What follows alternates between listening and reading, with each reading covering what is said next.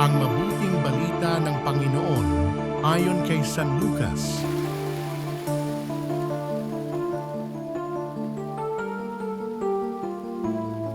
Sa pasimula pa'y naroon na ang salita. Kasama ng Diyos ang salita at ang salita ay Diyos. Kasama na siya ng Diyos sa pasimula pa. Sa pamamagitan niya, nilikha ang lahat ng bagay at walang anumang nalikha nang hindi sa pamamagitan niya. Mula sa Kanya ang buhay, at ang buhay ay siyang ilaw ng sangkatauhan. Nagliliwanag sa kadiliman ng ilaw, at hindi ito kailanman nagapi ng kadiliman.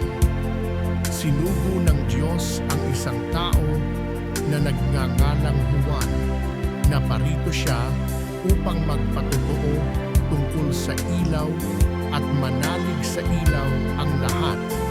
Dahil sa patotoo niya, hindi siya ang ilaw, kundi naparito siya upang magpatotoo tungkol sa ilaw. Ang tunay na ilaw na tumatanglaw sa lahat ng tao ay dumarating sa sanlibutan. Nasa sanlibutan ang salita.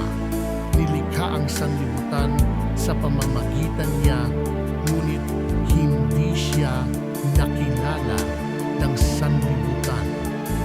Naparito siya sa kanyang bayan, ngunit hindi siya tinanggap ng kanyang mga kababayan.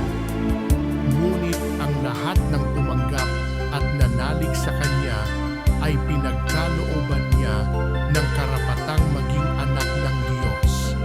Sila nga'y naging anak ng Diyos, hindi dahil sa isinilang sila ayon sa kalikasan, nisapitan ng laman, o sa kagagawan ng tao. Ang pagiging anak nila ay buhat sa Diyos. Naging tao ang salita, at siya'y nanirahan sa piling natin. Nakita namin ang kanyang kapangyarihan at kadakilaan, puspos ng pag-ibig at katapatan.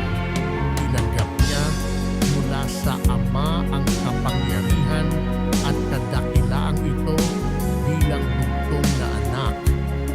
Nagpatotoo si Juan tungkol sa kanya, at ganito ang kanyang sigaw: siya ang tinutukoy ko ng aking sabihin, ang darating na kasunod ko'y higit sa akin, sapagkat siya na bago pa ako ipanganak.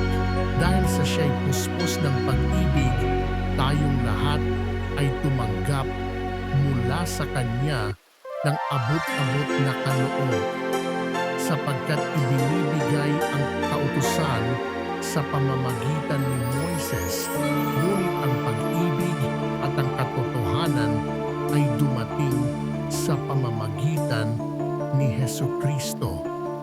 Kailan may walang nakakita sa Diyos, subalit ipinakilala siya ng bugtong na anak. Siya'y Diyos na lubos na minamahal ng Ama. Ang mabuting balita ng Panginoon.